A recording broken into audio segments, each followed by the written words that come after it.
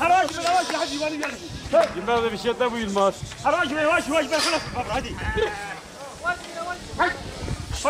واش بلاش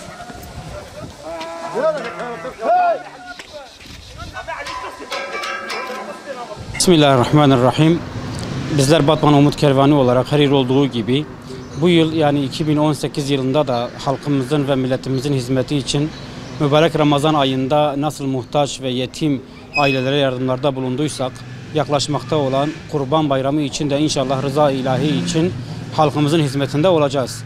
Batman Umut Kervanı kurulduğu günden bugüne kadar fakir ve muhtaç ailelerin umudu olmuş ve bu anlamda her dönem veya içinde bulunan şartlara göre mağdurları sevindirmek, yetimlerin yüzlerinde hoş bir tebessüm oluşturmak için Kurban Bayramı hazırlıklarına başlamış bulunmaktayız. Bu bağlamda kurbanlık hayvan temini, kesimi, parçalanması, nezih ve temiz ortamlarda bunların muhafazası, fakir ve muhtaç ailelere dağıtımı konusunda çalışmalarımıza bugün itibariyle start vermiş bulunmaktayız.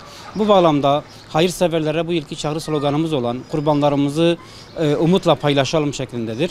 Toplum arasındaki kardeşlik ve ülfetin tesisi için kurban en önemli vesilelerden bir tanesidir. Bununla beraber kurbanlarımızı Allah yolunda Umut Kervanı vesilesiyle kestirelim.